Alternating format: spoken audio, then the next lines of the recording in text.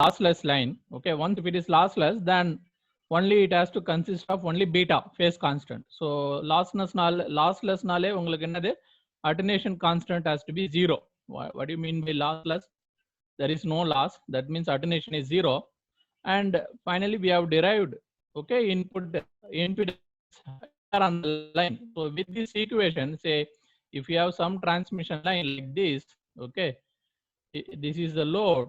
Okay, if that is the case, then you can calculate input impedance looking towards the load anywhere.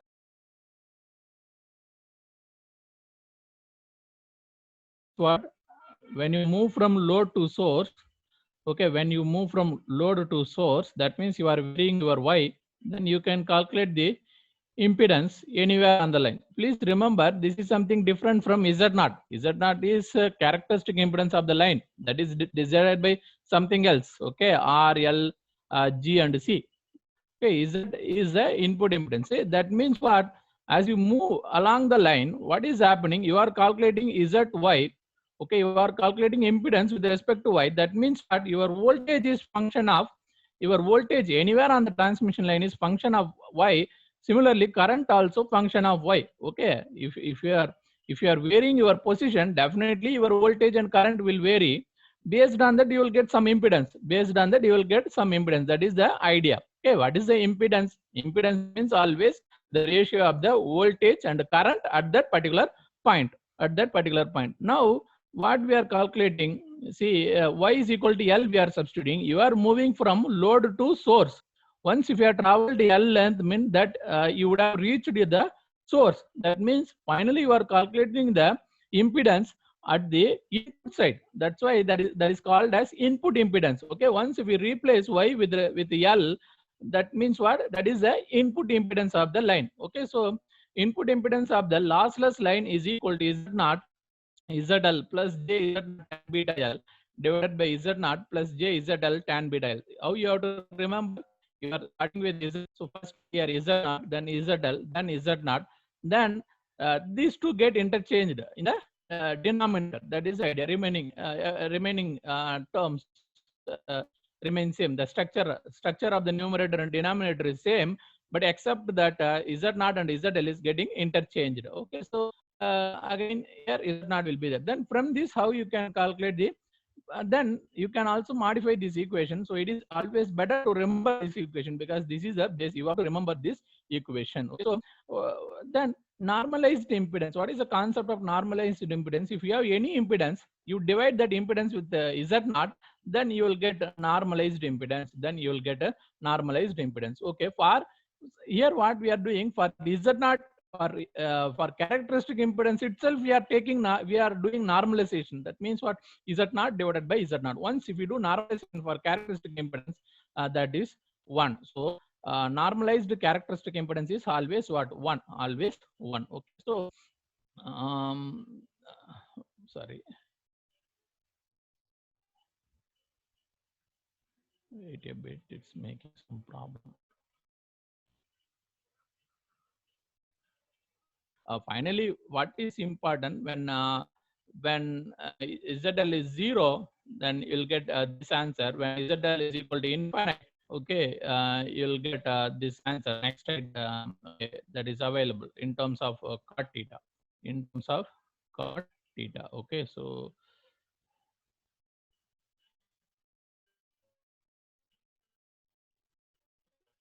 so this is the final table. This is the final table that you have to remember. When ZL what is when load is terminated with Z0, then you'll get always Z0. Okay, impedance is always Z0. Or when it's circuit, you'll get this answer. Or if the line is lossless, you'll get J Z0 tan beta L. Or if the line is if the load is terminated with open, then if it is lossy, you'll get this one. But mostly you'll get lossless condition. Then this is simply minus J Z0 cot beta. Is these 3 terms you have to always you have to remember. Okay, exam point of view, this is important. Once we know the base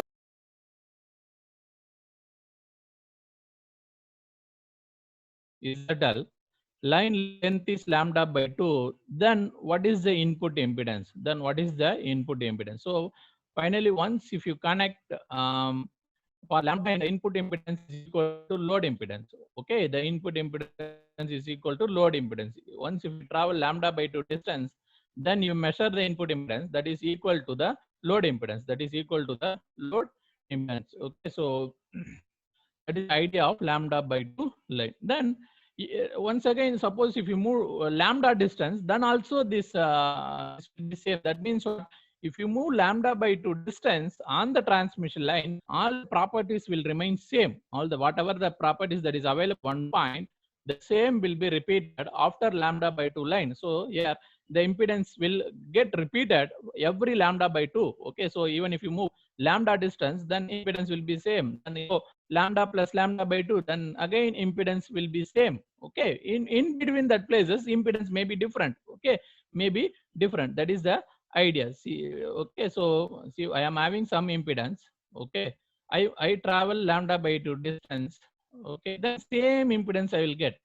Once again, if I travel lambda by 2 distance, then whatever the impedance that is available here, same whatever that is available, same it will come here. That is the idea of the lambda by 2 line. That's why finally what we are telling is that input impedance is equal to load impedance if the impedance of the line is lambda by 2 or n lambda by 2. N can be anything, 1, 2, 3, 4 like that. So the idea here is if line length is lambda by 2, then what is the impedance? Definitely ZL. Or even if it is lambda, then also Zn is equal to ZL. If it is 51 lambda by 2, N can be anything. Once again, you will get input impedance is equal to ZL only. That is the idea of the lambda by 2 line. Then you take quarter wave line, okay, lambda by 4 line, okay, then you make all the derivations. Finally, what is the conclusion? Your input impedance is following this relation. Your input impedance is following this relation. Okay, input impedance depends on the characteristic impedance as well as the load impedance, or otherwise the characteristic impedance of the line square is equal to product of the input impedance and the load impedance. Okay, then what is the, once if you know that equation, from this equation it's very clear, if input impedance is there, Z naught square divided by ZL. Once if your load impedance increases, what will happen? Your input impedance will decrease. If load impedance decreases, then input impedance will increase. That's why this lambda by 4 line is called a transformer line, quarter wave transformer line, because in case of transformer, if you increase one quantity, another quantity will vary. Say for example, if you are boosting up the current, then your voltage will go down. That is the idea. If you are boosting up the voltage, your current will go down. Okay, even in case of transformer also, you will have same equation. This equation is available in case of transformer also. See, transformer, you are having transformer like this. Okay, if you connect ZL here, then what is the input impedance here? You measure, then also it will follow this relationship, similar relationship. Okay, that's why this lambda by 4 line is called quarter wave transformer. Quarter wave transformer, also called as impedance transformer, because it transforms the impedance. Okay, if the impedance, if the load impedance is high, input impedance is low. If the load impedance is low, input impedance is high. That is the idea of the quarter wave transformer. And again, you have to remember this formula. You have to remember how the input impedance, load impedance, and characteristic impedance is related in case of lambda by 4 transmission line. Okay. Then no question arises, say, and again same thing, whatever I have explained. If load impedance is high, input impedance is low, load impedance is low, input impedance is high, and again these are all the relationships. Now the next question arises, if for example, say what happens if there is lambda by 4, again I take n lambda by 4. Okay, if n is even, that is something similar to lambda by 2. If n is odd, I will get lambda by 2. But you know one thing, okay, when you travel lambda by distance, there will not be any change.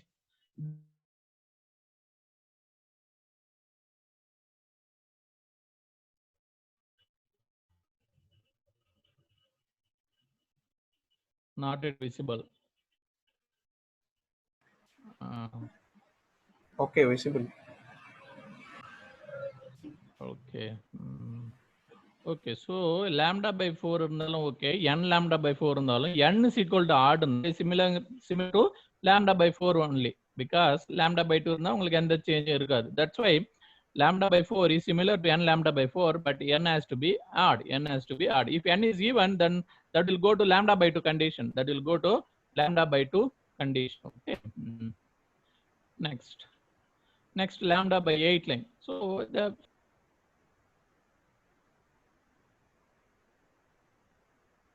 something you do not know what is actually reverse. Once if you know the impedance, you can calculate the magnitude, but the reverse is not possible. Once if you know the magnitude, but you do not know what is the actual impedance, but something you know, just in the magnitude of the impedance you know. So the magnitude of input impedance is always equal to the mod Z, but mod Z is generally real, then that's okay. But finally you are getting some magnitude. Okay, magnitude. Okay, you do not know actually input impedance, only magnitude. You know, that is the idea of the lambda by 8 constant line. Let us post in the recording. Then today we'll continue new topics. Okay, we'll continue the new topic, that is reflection.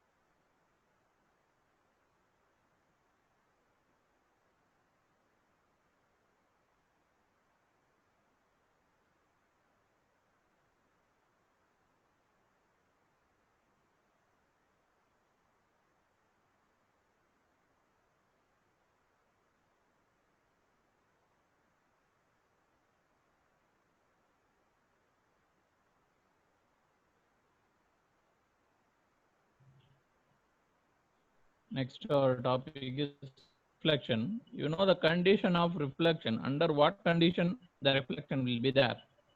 So in the beginning itself, we have seen reflection is possible only when ZL load is not terminated with Z0. Okay, what is the condition for reflection? Reflection is possible when ZL is not equal to Z0. If ZL is equal to Z0, then there is no reflection at all. So you have some line, transmission line, okay, where at the source side you are having source voltage Vs. Okay, at the load side you are connecting some load impedance. We don't know what is the value of the load impedance. Okay, now the current, the source current is Is, source current is Is. Okay, so you know at any point of time, okay, the impedance can be calculated. The impedance is Zy is equal to Z0. Okay, ZL plus Z0 tan H gamma Y plus Z0 plus ZL tan H gamma Y. Okay, you know one condition, when ZL is equal to Z0, when ZL is equal to Z0, ZY, okay, ZY is equal to Z0, okay, impedance is matched, no reflection, impedance matching, no reflection. Okay, but if ZL not equal to Z0, ZL not equal to Z0, then once if ZL not equal to Z0, then really the ZY value depends on Y. Okay, ZY is function of Y. See, once if ZL not equal to Z0, ZY is function of Y. Anyway, it also depends on ZL and Z0, but once ZL, Z0 if you are fixing, then finally it is function of Y. So what is the meaning of this one? Your impedance changes its value from point to point. Okay, because here impedance is always Z0, irrespective of Y. Here impedance is always Z0. You measure the impedance. See, in the first case, First case, you measure the impedance from here or from here or from here or from here. Always this is Z0. That's why, because ZY is equal to Z0. Y can be anything. But in the second case, when ZL not equal to Z0, ZY is function of Y. So that means what? It changes its value from point to point.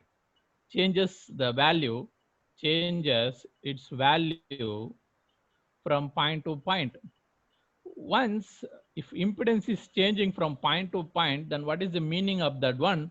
There is the impedance discontinuity on the line. There is impedance discontinuity on the line. Okay, if it is changing, if impedance is changing from point to point, that means what? There is impedance discontinuity. Impedance discontinuity. Okay, again, from the basics of EM waves, you know, whenever the wave finds the impedance discontinuity, definitely there will be reflection. Okay, in case of EM waves, our medium was air, but here the medium is transmission line. But even if it is a transmission line, if there is a impedance discontinuity, definitely reflection will be there. Okay, once if there is impedance discontinuity, reflection present.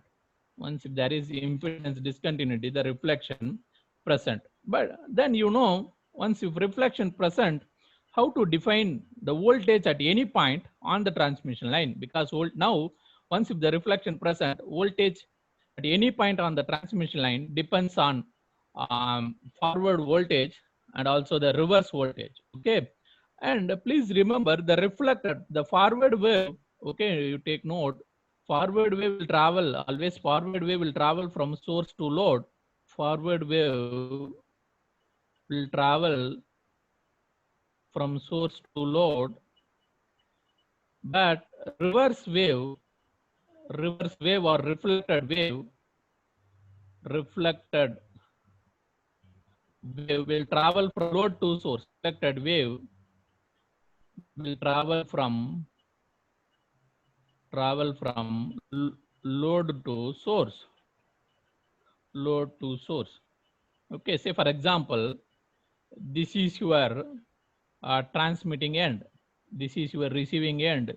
Suppose if you are having some magnitude here, when you go to the load, this is like forward wave, its amplitude will decrease like this. And once there is reflection, because whatever the voltage that is available here, if it is not completely accepted by the load, part of the wave will be reflected. Okay, part of the wave will be reflected. That's why this is called as C1 e power minus alpha x. Okay, then this will be reflected back. Okay, once if it reflects, and again, don't think that the entire magnitude is getting reflected. Only part of the magnitude will be reflected. That is decided by C2. C2, how much is reflected, that is decided by C2. Okay, C2 e power alpha x. Because mathematically, once if you see from left hand side to right hand side, this is something increasing.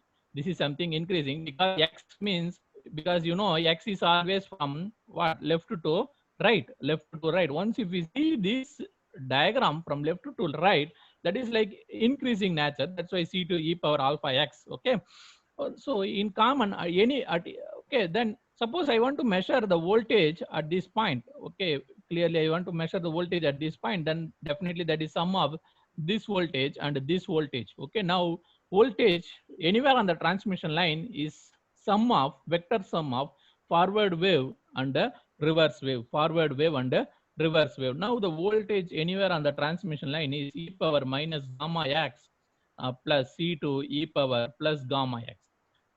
So this term is called incident term or forward term. This term is called incident term, and this term is called reflected term. Reflected term. This term is called reflected term. Okay, then when ZL is equal to Z0, no reflection. Okay, when ZL is equal to Z0, no reflection. Once there is no reflection, then definitely V is equal to Vs, because C1 can be replaced by Vs.